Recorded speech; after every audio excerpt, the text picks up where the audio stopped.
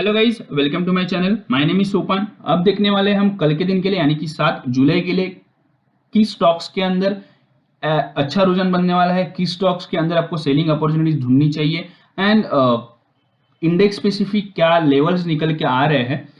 इससे पहले हम एक बार देख लेते हैं कि आज के ट्रेडिंग सेशन के लिए यानी कि 6 जुलाई के दिन कौन से स्टॉक्स के अंदर हमारे टारगेट्स अचीव हुए एंड किस प्रकार हमारा ट्रेडिंग सेशन रहा। ओवरऑल ट्रेडिंग सेशन बहुत ही ज्यादा प्रॉफिटेबल था। निफ्टी के अंदर हमारे चारों टारगेट्स अचीव हो चुके हैं तेजी की तरफ। बैंक निफ्टी में पहला टारगेट आया। शॉर्ट सेलिंग की तरफ लुपिन एंड डिविस के अंदर हमारे टारगेट्स अचीव हुए। रिलायंस एंड टीसीएस ने यहाँ पे आउट परफॉर्मेंस दिखाया या इसमें भी सारे टारगेट्स अचीव हो चुके हैं। आज के दिन में हमारा हीरो मोटोकॉर्प का एक स्टॉप लॉस हिट हुआ। इसमें हमें 6 टारगेट्स अचीव हुए और एक स्टॉप लॉस हिट हुआ है।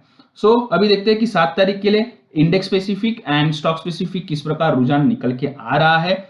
इससे पहले मैं गाइस आपको बताना चाहूंगा, अगर आपको वीडियोस अच्छे लगते हैं तो प्लीज शेयर कीजिए अपने दोस्तों के साथ ताकि उन्हें भी इसका बेनिफिट मिल सके। निफ्टी के अंदर कल के दिन के लिए यानी 7 तारीख के लिए मुझे ऐसा लगता है 10,800 के ऊपर हमें फ्रेश बाइंग करनी चाहिए। 880 का एक अल्टीमेट टारगेट रखना चाहिए 50 पॉइंट के स्टॉप लॉस के साथ। स्किल ट्रेडर यहाँ पे सेलिंग अपॉर्चुनिटीज ढूंढ सकते हैं 10,700 के नीचे। 10,600 एक अल्टीमेट टारगेट रहेगा। अगेन 50 पॉइंट का स्टॉप लॉस रखना जरूरी है। अभी मैं बताऊंगा कि क्या रीजन है जिस प्रकार मुझे लगता है कि स्किल ट्रेडर्स को इसके अंदर संभल के ट्रेड करना चाहिए। ओपन इंटरेस्ट के बेसिस पे अगर हम देखें तो 10,800 ये जो लेवल है इसके अंदर अच्छा खासा बिल्डअप खड़ा है। सो ये जैसे ही क्रॉस हो जाएगा तो वापस अनवाइंडिंग आएगी। अगर हम देखें, और मैंने बहुत टाइम के बाद में देख रहा हूं कि इतना जल्दी यहाँ पे अनवाइंडिंग होते हुए दिखा है। इतना जल्दी अनवाइंडिंग नहीं होता है, वो भी अगर आप 10,600 लेवल देखें तो बहुत ज्यादा अनवाइंडिंग हुआ है। सो ये मुझे कॉन्फिडेंस निकाला है। ऑलमोस्ट 50% अनवाइंड हुआ है, जो मुझे लगता है 11,000 तक मार्केट को लेके जाने के लिए रेडी हो चुके हैं मार्केट मेकर्स। अगेन पुट के अंदर हम देखें तो सारा ऐसा लगता है यहाँ की अनवाइंडिंग जो है निकल के पुट के अंदर आ चुकी है फ्रेश बिल्डअप के लिए, जो कॉन्फिडेंस दिला रही है और तेजी की तरफ। सो 10,700 का लेवल बहुत ही जरूरी है। अगर ये ब्रेकडाउन होता है तो वापस यहाँ पे एक थोड़ी सी मंदी बनेगी। इसीलिए मैं कह रहा था कि स्किल ट्रेडर ही शॉर्ट सेलिंग करे कल के दिन के अंदर। अभी हम देखते हैं कि बैंक निफ्टी के अंदर किस प्रकार रुझान निकल के आ रहा है। बैंक निफ्टी टेक्निकली अगर मैं देखूं तो बहुत ही अच्छी क्लोजिंग है। 22,500 के ऊपर अगर जाता है, क्लोजिंग आती है तो 1,500 पॉइंट की तेजी बनेगी। कल के दिन के लिए 22,950 के टारगेट के लिए आप बाय कर सकते हैं। अगेन ये भी स्किल ट्रेडर के लिए है। बैंक निफ्टी जो ट्रेडिंग चल रही है, जो टोटली स्किल ट्रेडर्स के लिए है। आप अगर पूरा टाइम स्क्रीन के नजदीक रहते हैं तो ही आप ट्रेड कीजिए। 22,000 के नीचे शॉर्ट करना चाहिए। 21,600 का यहाँ पे टारगेट रहेगा। क्रूशियल रेजिस्टेंस जो है 22,500 और क्रूशियल सपोर्ट है 22,000। ये पहले सेशन में हमें देखना चाहिए कल की कि किस प्रकार ये होगा। अल्टीमेट सपोर्ट एंड रेजिस्टेंस अगर हम देखें तो 23,000 है अपर साइड रेजिस्टेंस और सपोर्ट मिलेगा 21,650 में। अभी हम देखते हैं कि स्टॉक स्पेसिफिक क्या रुझान निकल के आ रहे हैं।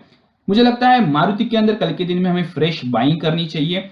इसके अंदर एक अच्छा खासा मोमेंटम गेन हुआ है एंड मुझे लगता है अगर ये 6,160 के ऊपर निकलता है तो ये दिखाना चाहिए 6,300 की लेवल कल के ही दिन के अंदर। सो इसमें बाय अपॉर्चुनिटी है।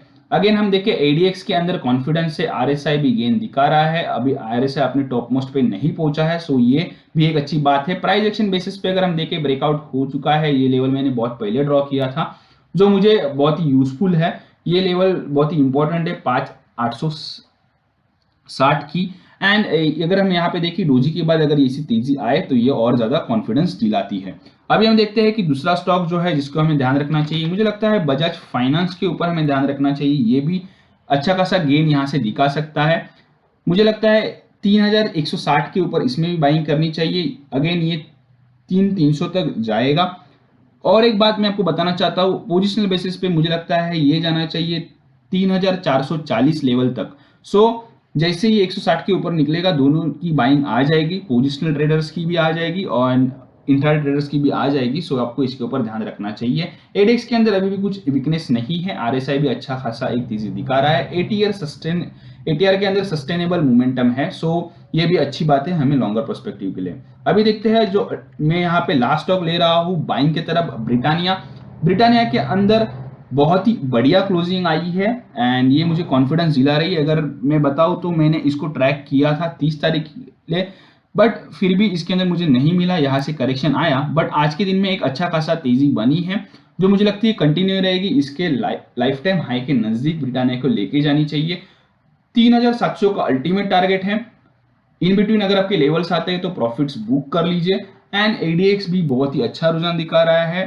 देन सब जो इंडिकेटर्स है हमारे फेवर के अंदर है, सो इसके ऊपर आपको ध्यान रखना चाहिए कल के दिन के लिए।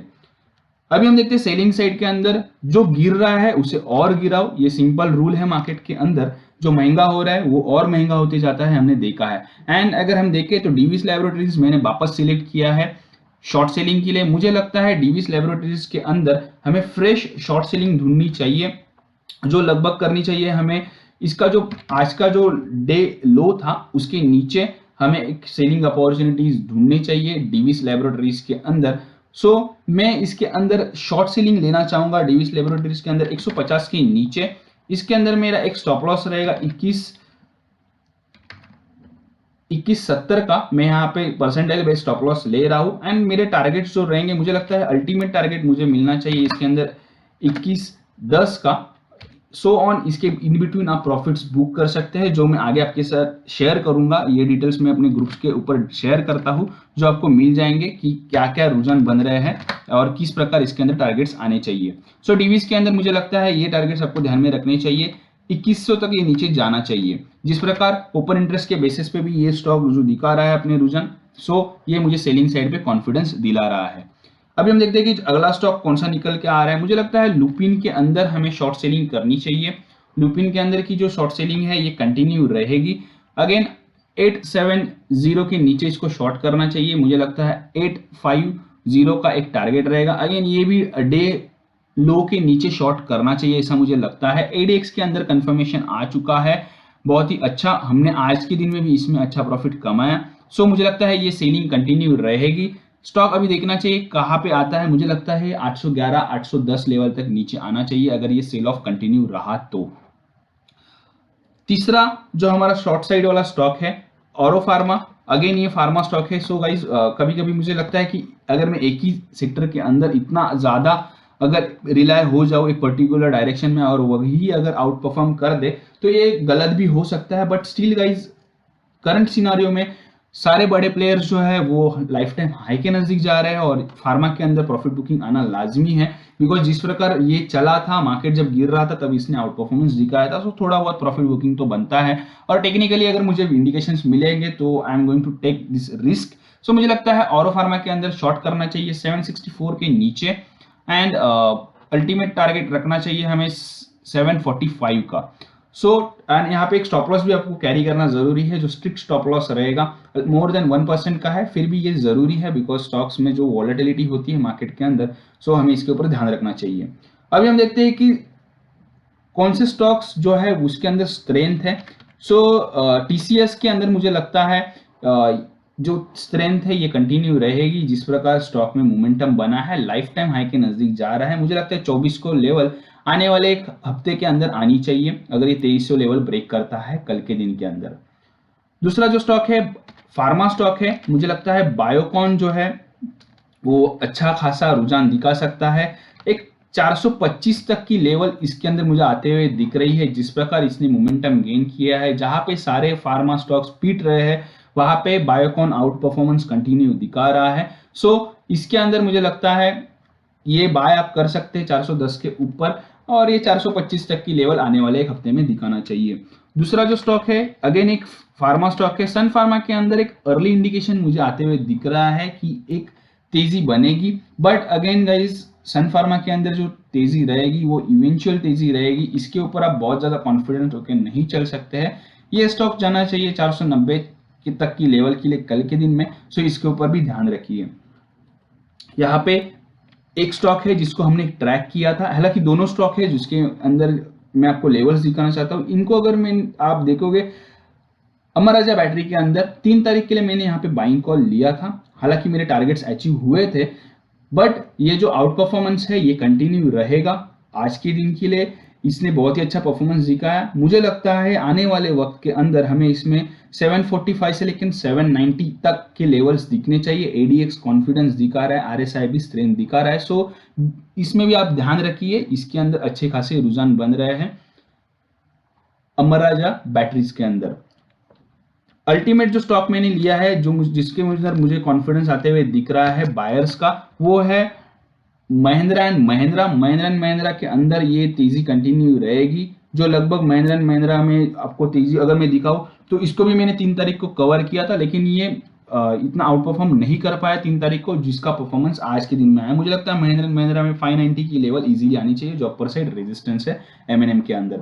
अभी हम देखते हैं कि कौन सा स्टॉक वीक है। ग्लेनमार्क फार्मा मुझे एक वीक स्टॉक दिखा फार्मा सेक्टर के अंदर, जिसके अंदर आ सकता है 410 की लेवल। अगर ये सपोर्ट इवेंचुअल सपोर्ट जो है वो अगर ब्रेक करता है तो जो उसको मिल रहा है 21 डे मूविंग एवरेज का 427 का। अभी हम देखते हैं कि ओआई के बेसिस पे कौन से स्टॉक्स बढ़िया लग रहे हैं। सीमेंट्स के अंदर बहुत ही अच्छा ओआई चेंज हुआ है, लगभग 146% का इसके अंदर ओआई चेंज हुआ है, गैप अप हुआ, उसके बाद थोड़ा करेक्शन आया, बट ई स्टॉक्स के अंदर भी आपको ध्यान रखना चाहिए, इसमें ये पॉजिटिविटी कंटिन्यू रह सकती है। इसको सपोर्ट मिल सकता है 11450 का, सो इस पे आपको ध्यान रखना चाहिए। दूसरा जो स्टॉक है रिलायंस के अंदर भी एक अच्छा खासा बिल्डअप हुआ है, 85% का ओआई चेंज हुआ है, साथ ही साथ प्राइस बढ़ी है, ओआई इंक्रीज हुआ है, साथ ही साथ प्राइस बढ़ी है, जो मुझे कॉन्फिडेंस दिला रहा है रिलायंस के अंदर कि ये तेजी जो है वो कंटिन्यू रह सकती है। अभी हम देखते हैं कि रिलायंस के अंदर क्या रुझान बन रहा है। रिलायंस अगर हम देखें तो आज के दिन में हमने इसको बाय किया था, सो मैं इसको हटा रहा हूँ यहाँ पे। रिलायंस के अंदर की तेजी जो है लगभग 1900 के नजदीक जाते हुए मुझे दिख रही है, जिस प्रकार ओआई चेंजेस हो रहे हैं। अभी हम देखते हैं कि टीसीएस के अंदर कैसा रुझान बन रहा है। टीसीएस को मैंने अभी डिस्कस किया था, फिर भी मैं वापस एक बार डिस्कस कर लेता हूँ। टीसीएस के अंदर ओआई जो चेंजेस हुआ है 70% का ओआई चेंज हुआ है, जो मुझे लगता है 2300 लेवल तक इसको ड्रैग अप करना चाहिए। ग्रसिम के अंदर भी ओआई जो चेंज हुआ है ये भी 70% का ओआई बढ़ा है, साथ ही साथ प्राइस में अंदर एक अच्छा मोमेंटम पकड़ रहा है, ब्रेकआउट के लिए रेडी हो रहा है। ग्रसिम में इंट्राडे के लिए लेने के लिए सोच रहा था कल के दिन के लिए, लेकिन मैं नहीं ले पाया बिकॉज ऑफ रिस्क रिवॉर्ड। सो मुझे लगता है ये जाना चाहिए 680 तक, कल के दिन में आप इसके ऊपर ध्यान रखिए।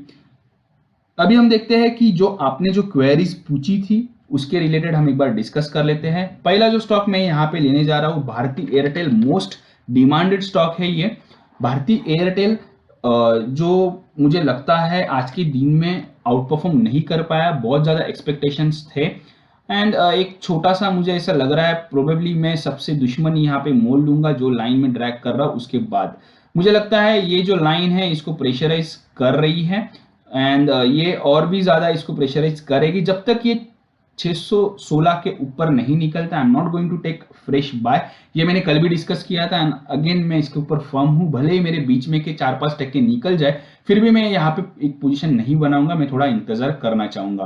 भारतीय एयरटेल 616 के ऊपर मेरे तरफ से बाय है, 650 670 ये पोजिशनल कॉल बेसिस पे आपको टारगेट्स आने चाहिए। दूसरा जो स्टॉक है मोस्ट डिमांडेड स्टॉक है इन्फोसिस के अंदर, यहाँ पे सब लोग पूछ रहे हैं कि क्या रुझान लग रहा है इन्फोसिस।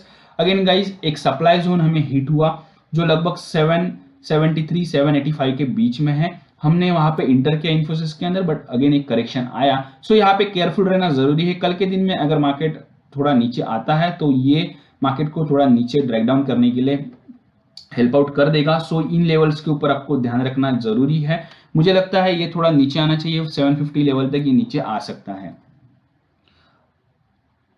अगला जो स्टॉक है यहाँ पे एचसीएल टेक्नोलॉजीज, इसके बारे में भी बहुत सारे क्वेरीज पूछे गए हैं। सो मुझे लगता है एचसीएल टेक्नोलॉजीज के अंदर भी एक रेजिस्टेंस फेस हो रहा है एचसीएल टेक्नोलॉजी को, जो है इसको 587 के नजदीक 588 के नजदीक, सो इसको फेस करेगा तो नीचे आएगा। अगेन अगर आप प्राइस एक्शन बेसिस पे देखें तो ये करेक्शन जो है मुझे लगता है एक करेक्शन आने के लिए भी रेडी होते हुए दिख रहा है, जो इसको 566 लेवल तक नीचे आ सकता है। सो इसके अंदर आप बने रहिए, बट थोड़ा इंतजार कीजिए एक अपमूव के लिए। जैसे अगर ब्रेकआउट आता है 590 के ऊपर निकलता है तो ये भी आउट परफॉर्म करेगा मार्केट को। अभी हम देखते हैं कि पीएफसी के अंदर किस प्रकार रुझान बन रहा है।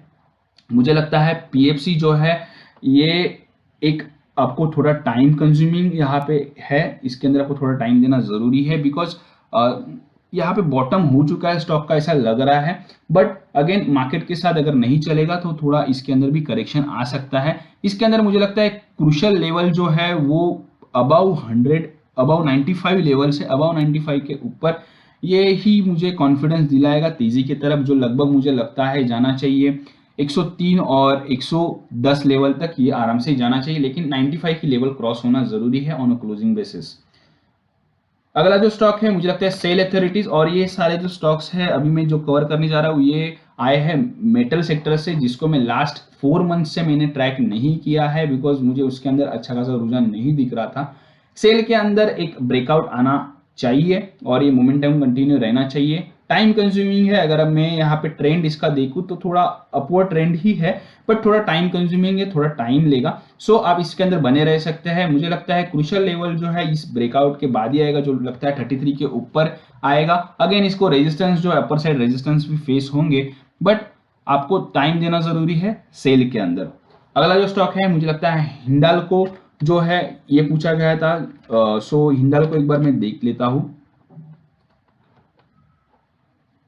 हिंडाल्को के अंदर भी एक अच्छा खासा मोमेंटम गेन हुआ है, लेकिन मैं इसके अंदर फ्रेश बाय के लिए इस डबल टॉप के बाद ही जाऊंगा। बेहतर है कि आप 165 के ऊपर हिंडाल्को में फ्रेश एंट्री करें एंड इसको आप कैरी कर सकते हैं। अगेन अगर आप मूव देखें तो 85 लेवल से स्टॉक ऑलमोस्ट 150 लेवल क्रॉस कर चुका है, जो मुझे और ज्यादा कॉन्फिडेंस दिला रहा है कि ये ऊपर जाएगा, बट अगेन थोड़ा आपको टाइम देना जरूरी है। सो गाइज आज की तो ये वीडियो हो चुकी है कंप्लीट। आज मैंने लाइव सेशन नहीं किया बिकॉज टेक्निकल एरर्स होते हैं एंड इलेक्ट्रिसिटी का बहुत ज्यादा दिक्कत है मुंबई के अंदर right now due to heavy rain, बहुत सारे टेक्निकल इश्यूज आए हैं। So thank you guys, thank you to give me this opportunity. Have a nice trading session ahead and have a profitable day tomorrow. Thank you.